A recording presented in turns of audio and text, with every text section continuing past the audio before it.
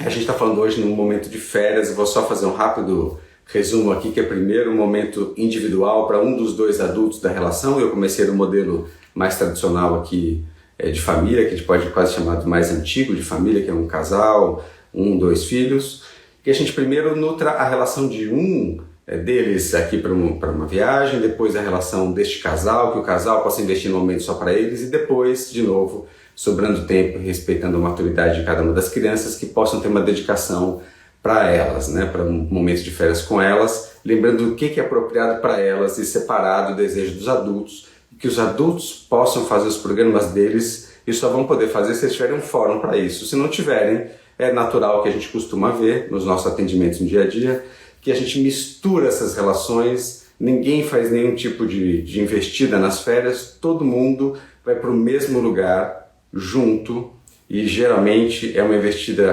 grande, um estresse, um esforço, um cansaço, e a gente volta dizendo que foi bom, porque tem que ter sido bom, porque investimos demais, foi todo o recurso do ano para aquilo ali, e muitas vezes, a gente já deu outros exemplos, em épocas que era possível dar esses exemplos, uma certa faixa de quem nos escuta aqui, que era uma viagem para a Europa, por exemplo, com duas crianças pequenas, um casal, duas crianças pequenas fazendo uma viagem para a Europa, e que podiam querer fazer alguns passeios e não podiam, porque as crianças não aguentavam, não podiam sair à noite, 6 horas da noite está todo mundo dormindo cansado e o aproveitamento é muito baixo, e quando volta para as crianças é uma reclamação, aquele voo que não chega nunca, aqueles passeios e caminhadas nos museus que eram infindáveis, e para os adultos foi um estresse, o voo, os passeios e etc e tal. Por quê? Porque a gente quer juntar tudo numa coisa só e a gente não consegue, porque isso é difícil para nós adultos, de novo, caminha pela culpa, pela censura, que a gente possa cuidar cada um de si, e aqui tem uma relação de confiança entre os adultos,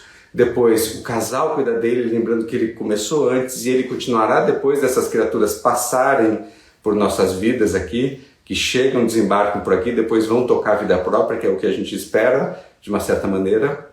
Como é que a gente pode cuidar disso?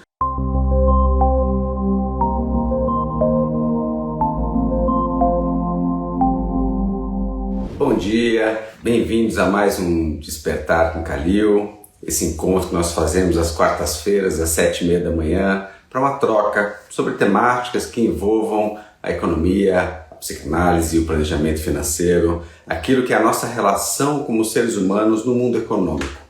Se você tem alguma questão e quer trazer aqui para nós, você pode trazer ao vivo, pedindo para participar aqui às quartas-feiras às 7h30 da manhã junto conosco, ou nos enviando antecipadamente ou mesmo aqui, escrevendo no chat, participando aqui ao vivo nas quartas-feiras às 7h30. Hoje eu vou trazer uma temática para a gente iniciar, uma temática típica dessa época para alguns, que são as férias. A gente costuma dizer aqui que as férias elas têm um lugar, um momento, algo, e eu vou começar falando dela a partir de uma família mais padrão, uma família talvez, a gente brinca de uma família doriana, de uma família talvez um pai, uma mãe, uma, duas criaturas, filhos. E como é que a gente poderia descrever esse momento de férias, esse momento que alguns vão viver ou estão vivendo agora, e como é que ele pode ser mais salutar daquilo que a gente acredita do indivíduo para o outro e do outro, dessa relação de mim para outro, para mais pessoas, né? E aí a gente costuma dividir as férias em 3 etapas. A primeira etapa, que é uma etapa que a gente poderia dizer não tem uma ordem necessária, mas é que vocês na primeira etapa possam permitir-se como casal um momento de férias para que cuide da sua individualidade, cuide dos seus projetos, lembrando de uma pergunta muito usual para nós aqui, que a gente tenha sonhos também individuais. É a partir dos sonhos individuais, assim a gente acredita, que nós somos capazes também de fazer sonhos em comum, sonhos conjuntos, porque senão, como diz já uma das autoras que a gente gosta, que é a Regina Navarro Lins, que ela tem um livro chamado Fidelidade Obrigatória e Outras Deslealdades, e mais ou menos ela diz que se eu não sou fiel aos meus desejos, não tem como eu ser fiel ao desejo de um outro. Então por isso que a gente parte de que a gente tem ações individuais, essa provocação a gente já fez aqui em outros momentos, que a gente tem alguns desejos e sonhos nossos, e nossos ilegítimos, com propósito, que marque a mim e não necessariamente a um outro. e é muito desafiador fazer esse projeto.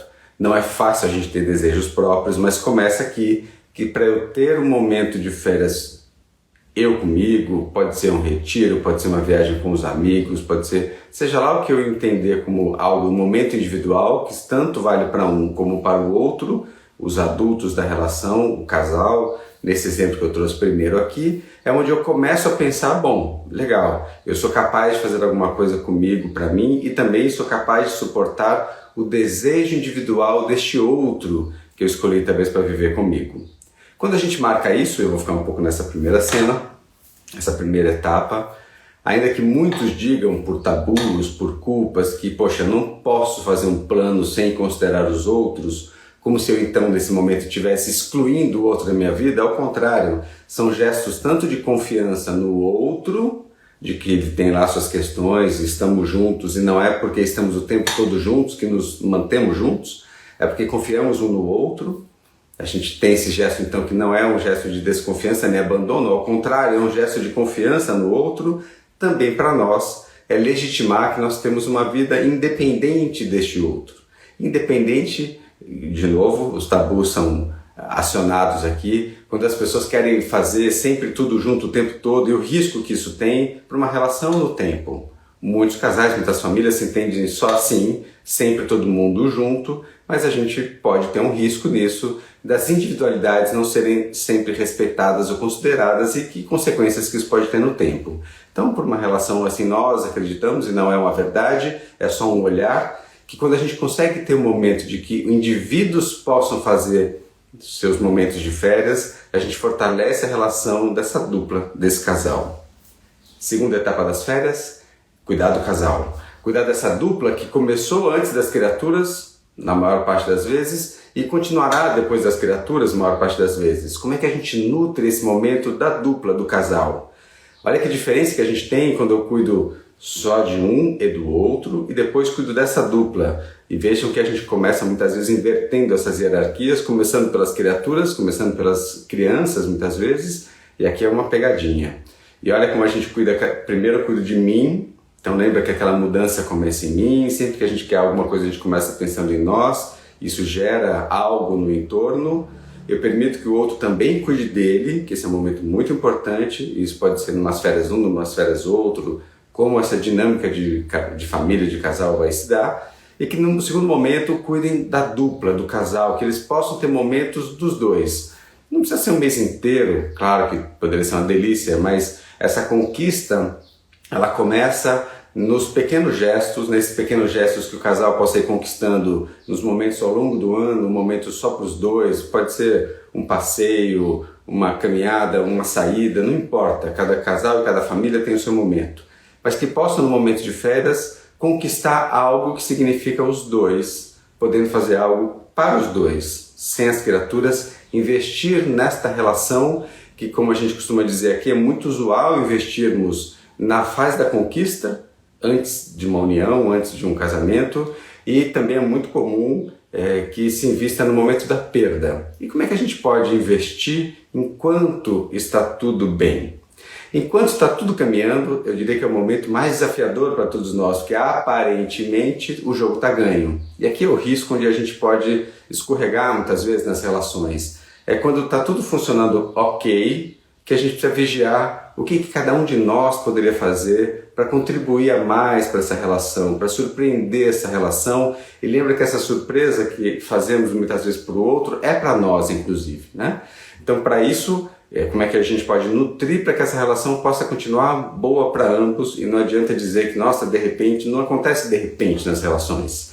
Acontece uma falta de investimento por muito tempo, e aqui vai mais uma questão da gente seguir nutrindo as relações. É um desafio, não é fácil, o comodismo é ótimo, o manter tudo ok é muito mais fácil do que a gente fazer alguma coisa que gere um movimento para além daquela rotina, para além do está tudo ok. E essa aqui é a segunda investida dessas férias. E sim, sobrou tempo, sobrou recursos, deu para ter uma condição de fazer algo com as criaturas, façam com as criaturas. Vai ser ótimo, gostoso poder dedicar, sem disputar com os trabalhos, um tempo mais dedicado para eles. façam sim viagens, mas lembra que para eles, dependendo da faixa etária, às vezes visitar um parente, um avô, uma avó, um tio, um primo, etc. e tal, pode ser tão ou mais interessante do que uma super viagem, enfim, muito custosa. E eu coloco isso porque para eles, dependendo da faixa etária, os menores principalmente, a gente está falando aqui menores até perto dos 9, 10 anos, eles estão aqui muito mais interessados naquilo que acontece no micro, né? Esse é o ambiente que nutre para eles. Depois que eles começam a ter uma percepção e um desejo mais para fora. Então invistam nisso. E às vezes, de novo, é dedicação de tempo, eles querem um tempo de qualidade nosso com eles, de quem está no entorno com eles, essa dedicação para aquilo que eles estão nos convidando a olhar e que a gente também possa convidar eles a olharem isso que está num ambiente menor. E cuidado para não começar a fazer viagens muito incríveis do ponto de vista para fora, que muitas vezes tem uma investida muito maior do ponto de vista de recursos, de demanda para os adultos, e que o aproveitamento de crianças muito pequenas é muito baixo. Então, medir isso, esse reconhecimento de que, de novo, olha que interessante, se eu começo a separar o desejo dos adultos e o que é a demanda de uma criança, é a possibilidade dela, eu posso fazer uma viagem para ver museus e para fazer, enfim, caminhadas longas, uma trilha com adultos. Eu posso fazer uma outra viagem mais caseira e muito mais nutritiva para crianças, gastando muito menos, e ambos vão aproveitar melhor.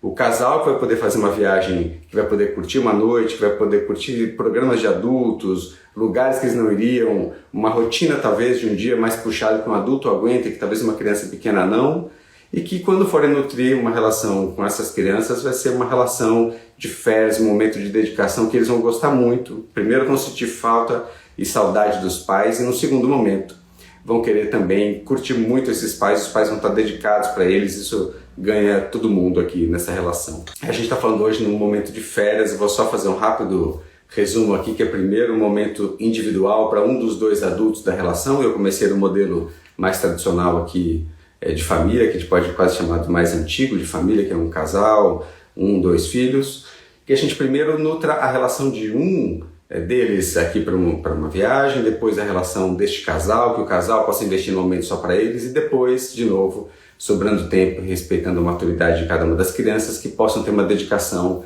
para elas, né, para um momento de férias com elas, lembrando o que é apropriado para elas e separado do desejo dos adultos, que os adultos possam fazer os programas deles e só vão poder fazer se eles tiverem um fórum para isso. Se não tiverem, é natural que a gente costuma ver nos nossos atendimentos no dia a dia, que a gente mistura essas relações, ninguém faz nenhum tipo de investida nas férias, todo mundo vai para o mesmo lugar, junto, e geralmente é uma investida grande, um estresse, um esforço, um cansaço, e a gente volta dizendo que foi bom, porque tem que ter sido bom, porque investimos demais, foi todo o recurso do ano para aquilo ali, e muitas vezes, a gente já deu outros exemplos, em épocas que era possível dar esses exemplos, uma certa faixa de quem nos escuta aqui, que era uma viagem para a Europa, por exemplo, com 2 crianças pequenas, um casal, 2 crianças pequenas fazendo uma viagem para a Europa, e que podiam querer fazer alguns passeios e não podiam, porque as crianças não aguentavam, não podiam sair à noite, 6 horas da noite está todo mundo dormindo cansado e o aproveitamento é muito baixo, e quando volta para as crianças é uma reclamação, aquele voo que não chega nunca, aqueles passeios e caminhadas nos museus que eram infindáveis, e para os adultos foi um estresse, o voo, os passeios, etc e tal. Por quê? Porque a gente quer juntar tudo numa coisa só, e a gente não consegue, porque isso é difícil para nós adultos, de novo, caminha pela culpa, pela censura, que a gente possa cuidar cada um de si, e aqui tem uma relação de confiança entre os adultos, depois o casal cuida dele, lembrando que ele começou antes e ele continuará depois dessas criaturas passarem por nossas vidas aqui, que chegam, desembarcam por aqui, depois vão tocar a vida própria, que é o que a gente espera, de uma certa maneira. Como é que a gente pode cuidar disso? Vencendo essa censura, vencendo essa culpa, senão começando a experimentar em pequenas doses. Então, um pequeno momento de cada um dos indivíduos. Às vezes a gente precisa do álibi de um trabalho, de um curso. Olha, vou fazer um curso, ou estou precisando para uma recomendação médica. Tudo bem que a gente tem um álibi positivo ali para nos começar a fazer alguma coisa mais individualmente, e depois nutrir alguma relação do casal, da dupla, que também é outra censura, não é fácil. Como assim vocês vão largar as crianças e o prazer, o poder desfrutar não é algo muito fácil de ser digerido pela nossa sociedade de modo geral, ainda mais quando tem criaturas envolvidas. E claro que aqui vai demandar um esforço de alguém poder ficar com essas criaturas, né? De que esse casal dê conta de fazer, é algo muito representativo, e que depois a gente possa nessa hierarquia ir caminhando para as criaturas menores. E lembrando que daqui a pouco eles vão começar a ter desejos próprios, eles também vão começar a querer fazer coisas que não vão querer ir com os adultos. E aí tem essa questão dos adultos que não, eles têm que ir agora enquanto eles ainda vão conosco. E eu queria passar um pouquinho esse filme para famílias que já estão em filhos em idades diferentes, quando os filhos começam a querer estar com os pais de novo. E às vezes é duro para os pais, para nós adultos, a gente aceitar uma criatura que não quer viajar com a gente, que não quer ficar com a gente, que tem outros planos, tem outros projetos. Os nossos planos não são mais tão interessantes para eles e podem muitas vezes não ser mesmos, ou a gente acaba se adequando a um projeto para eles e quando não é adequado para a gente. Por isso que pensar em núcleos diferentes e conseguir olhar para isso com a realidade que a vida nos vai trazendo e vai nos convidando, e não significa, não, meu filho de 12 anos não quer ir, tudo bem, deixa ele fazer o que ele quer. Não disse isso. Mas às vezes pode ter uma investida para ele mais interessante, e olha como eu posso ter feito uma viagem, ou a minha companheira, nós uma segunda etapa de férias, e aquela criatura adolescente ter participado às vezes de um acampamento, e essa família não fez uma viagem conjunta, e pode ter sido férias incríveis para todos os membros da família, mas a gente acha que isso não foi legal, porque nós não viajamos juntos. Que crença é essa de que para ser bom tem que ser sempre junto o tempo todo? A gente não fica junto o ano todo? Será que a gente nutre essa relação gostosa ao longo do ano todo, para a gente poder ter isso? Agora eu vou ler os comentários aqui de vocês. A Nil, ontem eu passeio, ouvi uma mãe com um filho de 16 anos falar com ela sobre como se fosse o namorado dela, exigindo que ela não fosse viajar com os seus amigos para ficar com a família nas festas. Pois é, estou entendendo que ela é mãe, né, Nil? E o garoto de 16 anos começando a pedir a independência emocional dele, e muitos adultos reagem assim, né, dependentes emocionais, e não tem essa questão com os filhos. É um desafio, né, Nil? Porque aqui tem cenas e cenas, a gente precisa ter um cuidado para isso, porque a gente tem, vou trazer então esse ponto, que a gente começar a falar de outras configurações familiares, a gente vai tentar aplicar esse mesmo conceito, a gente vai ver que o desafio ele é muito diferente. E para isso, se vocês me permitem, eu vou supor um cenário de que essa mãe, ela está vivendo uma separação, com esse filho que é adolescente, que é um único filho. Então vamos pensar essa cena como olha como o desafio é outro. Então essa mãe agora, que quer ter vida própria, de algum modo, ela chega nessa cena com um filho adolescente, ou seja, o adolescente que, lembra que você colocou a cena de parecer com um namorado? Quando um adulto sai da casa, o que fica, que é então filho, ele às vezes se sente que é uma confusão para ele, é uma dor, um sofrimento, mas ele também não entende porque é um desejo não muito consciente, de ocupar esse lugar de quem saiu, né? Como se fosse curar, fechar esse buraco de alguma maneira. E nessa tentativa aparece uma cena de um casal, de um cobrando ao outro de alguma maneira. Então quando essa mãe por culpa cede no seu papel e esse filho, por uma questão de querer suprir um buraco, sobe nessa hierarquia, eles parecem semelhantes e esquecem que estão numa relação pais-filhos. Há uma hierarquia pais-filhos? Há uma hierarquia pais-filhos. Mas emocionalmente isso é tão claro? Não. Porque uma começa a contar com o outro e o outro começa a contar com uma, e eles começam a ter essa conversa dele muitas vezes assumir as falas de quem era talvez aquele pai na relação, e ela tentando suprir aquilo de alguma maneira do que ele precisa por ter essa ausência do outro. E aí tem as culpas das separações, tem muitos assuntos aqui colocados no meio do caminho, e a gente tem que tomar muito cuidado aqui para a gente não julgar, mas é muito difícil quando a gente está numa cena que é um só da dupla, pode ser por um divórcio, pode ser por um tempo que esse casal está dando, ou pode ser por uma perda mesmo de que teve uma viuvez. Este que fica tem uma sensação muito fragilizada, e o outro também, né? Porque o outro também, quando vai no período das férias, seja um ou outro, a gente tem moradia com cada um dos dois hoje, há muita culpa, e aquele momento que os filhos estão com o outro da relação que é separado, que não é com quem mora o dia a dia, faz uma compensação que é eu diria que é uma descompensação, que descompensa tudo que é uma dinâmica que eles tinham talvez como casal, que quando, né, vão tentando fazer nessa carreira solo esse cuidado dessa criança sem uma comunicação mais fluida dos adultos, lembrando que temos ex-marido, ex-mulher, mas não tem ex-pai, ex-mãe, essa relação deveria ser mais saudável, é muito delicado, sem dúvida nenhuma, não é das questões simples, mas se conseguisse manter uma relação mais fluida aqui, a condição de fazer, né, e cuidado melhor talvez dessas separações, desses divórcios, menos transferência disso para as criaturas teria. Transferência emocional disso, Nil, que vai fazer com que um compense, mude essa relação, pareça que um possa ter direito de cobrar o outro. E por que é mais difícil para um pai ou para uma mãe solteira dizer um não para um filho, né? Porque na dupla é mais fácil, né? Se tem empoderados algumas vezes um ao outro, nem sempre é assim, mas para dizer um não, e sozinhos tem essa questão mais difícil, então já estou o tempo todo longe, já me sinto culpado pela separação, e quando eu pego essas criaturas para passear ou para um momento de férias, eu faço o que eu estou chamando de uma descompensação e dou tudo que eu não devia, digo sim para tudo que eles pedem, porque eu quero ser o pai legal, quero ser a mãe legal, eu não quero ser o chato, não quero ser o que dá o limite sozinho, e isso tem a ver com meus barulhos adulto, com outro adulto, pai ou mãe, e não tem a ver necessariamente com aquilo que eu queria fazer com aquela criança. Geralmente pai e mãe sabem muito claramente o que deveriam fazer. Isso é muito notório. Puxa, eu sei que eu deveria agora dizer não, mas eu vou dizer sim. É muito rápido isso, é muito sutil e na dinâmica se sentem muitas vezes atropelados, e esse é um dos desafios que quando você coloca essa cena, Nil, eu acho um grande desafio a gente conseguir olhar, né, de como é que a gente... Vamos lembrar que acabamos de perder um membro por uma separação ou por um óbito, e a gente não quer perder o outro, então a gente fica numa relação mais dependente. Isso é comum de acontecer, né? No momento de separação, ainda mais quando esse vai adolescendo, vai tendo mais cara de que daqui a pouco começa a ter desejos próprios de sair, e aí começa essa dificuldade de romper essa relação de dependência, que no momento acolheram-se um pouco mais um ao outro, que é comum, é muito usual e natural.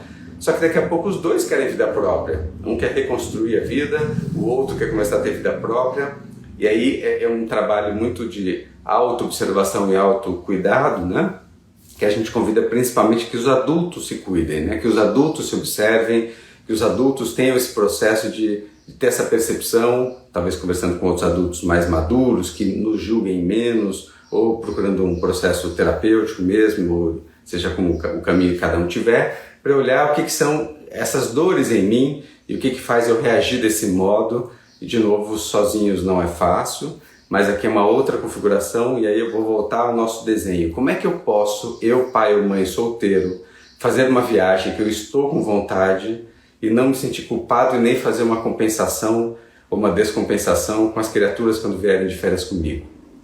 Será que eu consigo acolher então esse momento, permitir que o outro também tenha esse momento para com ele, e depois fazer um encontro com essa criatura de modo que seja bacana esses encontros para todos? Ainda lembrando que ainda que a gente tenha um modelo de separação, vou convocar de vez em quando, eu convoco aqui a constelação sistêmica familiar, continuam fazendo parte do mesmo sistema. Pai, mãe, filhos fazem parte do mesmo sistema, ainda que tenham novas uniões, ainda que tenham outros filhos, esse sistema continua operante, e a gente precisa cuidar desse sistema, olhar para esse sistema, porque senão a gente começa a ter algum sintoma nele, natural que ele aconteça. Então, poder fazer essa viagem e não ter uma compensação é um desafio que vão construindo com o tempo cada um destes, né?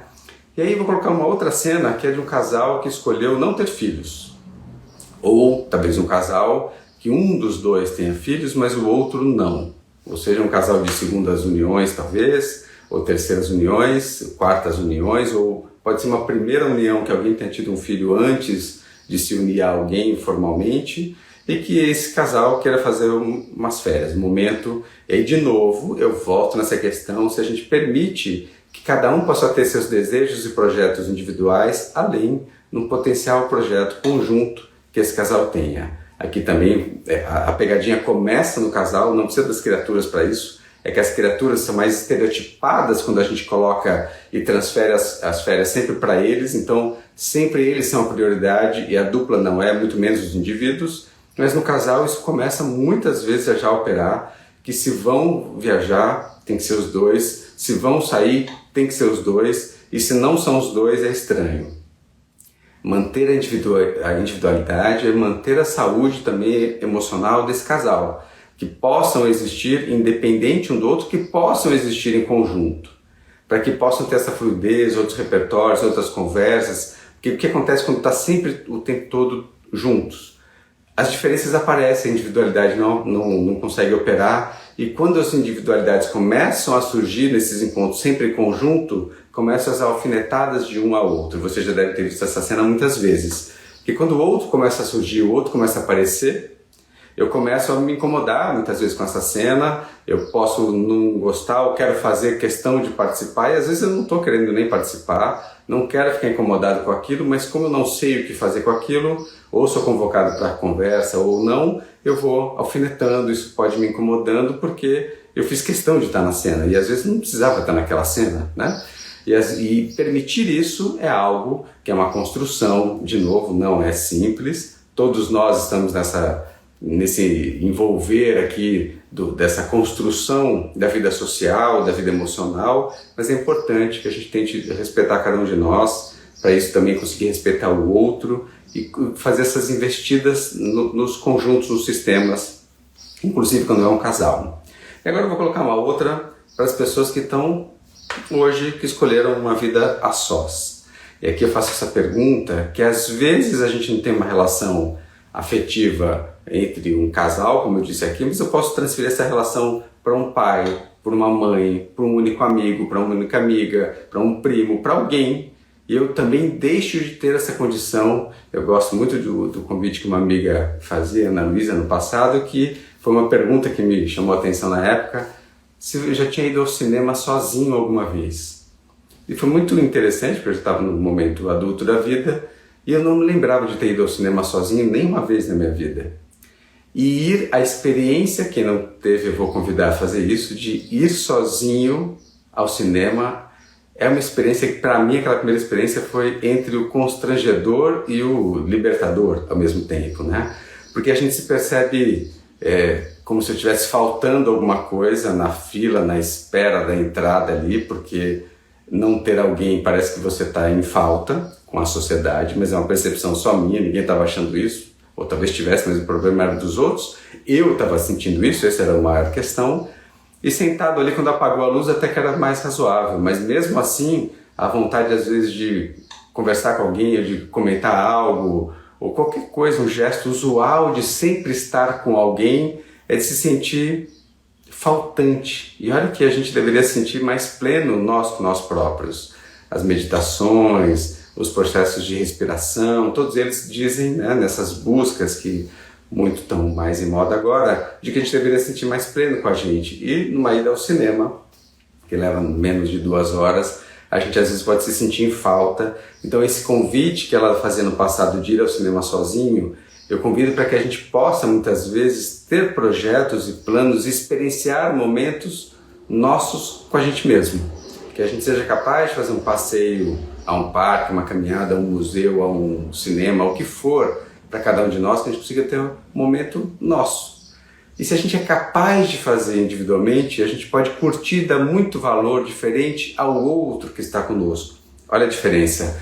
Quando eu sempre estou com o outro, não importa quem seja esse outro, pode ser aquele amigo que sempre é meu parceiro, no momento que ele não vai, eu culpo ele de não ir, porque ele me abandona, ele me deixa sozinho. E eu não agradeço quando ele vai comigo, porque eu não sei viver sem ele.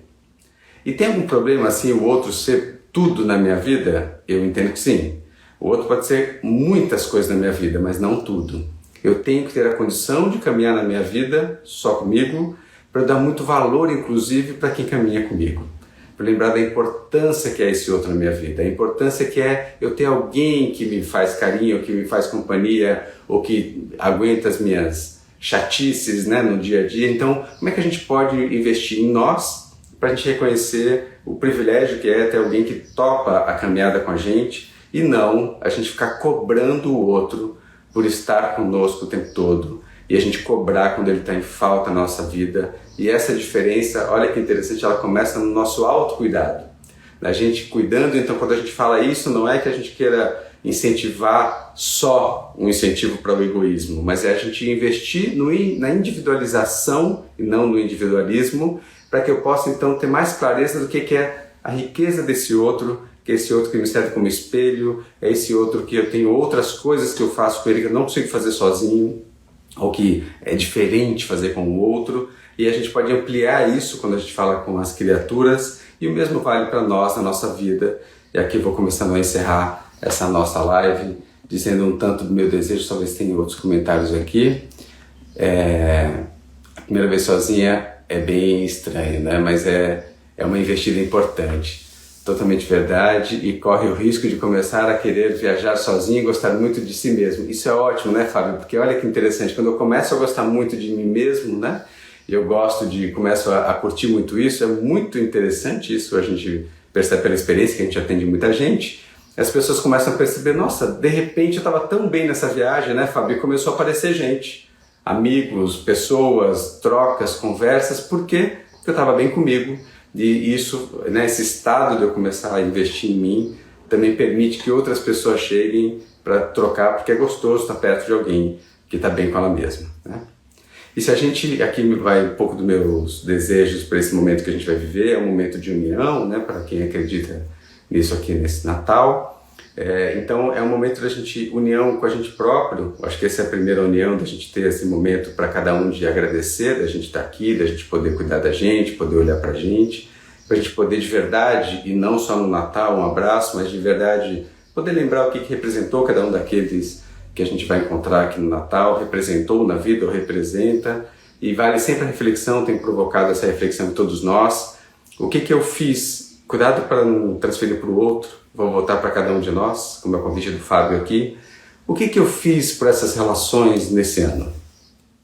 O que eu investi nessas relações, que talvez eu reencontre, muitos vão reencontrar, pessoas no Natal que não encontram há muito tempo. O que eu tenho investido nessas relações? Pode ser um telefonema, pode ser um gesto, pode ser uma mensagem, pode ser uma visita, para essas pessoas que eu vou encontrar agora.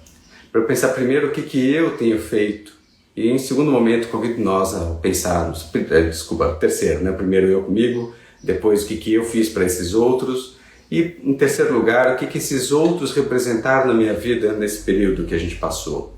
Para de fato, quando eu for dar aquele abraço, e convido essa reflexão um pouco antes dos abraços de celebrações, que a gente possa celebrar a vida, mas não sem antes lembrar o que eu fiz por mim, o que eu fiz pelos outros, e o que eu posso agradecer do que esses outros representaram na minha vida nesse ano aqui que passou. E nessa mesma dinâmica que eu comecei dando o exemplo das férias, que a gente possa fazer isso o tempo todo. Como é que está essa vida para mim? Como é que está essa vida para os meus, para os que estão no meu entorno? E a gente não deixar de olhar como é que está essa vida para quem está um pouco mais distante de nós, que talvez tenha uma necessidade diferente da nossa, e que talvez com pouco esforço a gente possa dar grandes contribuições e ajudas para quem está precisando, muitas vezes não mais nem menos, mas precisando de coisas diferentes, e que talvez para nós o esforço seja pequeno e a ajuda que chega por lá seja muito grande, né?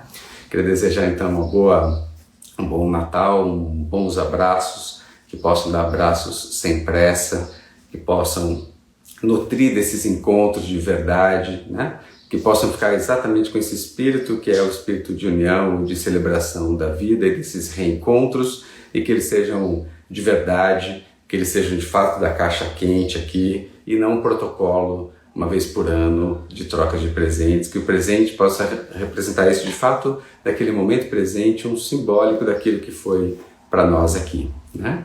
Então agradeço muito a vocês pela companhia nesse momento, desejo coisas boas para vocês, e até a nossa próxima quarta-feira, às 7h30 da manhã. Até mais.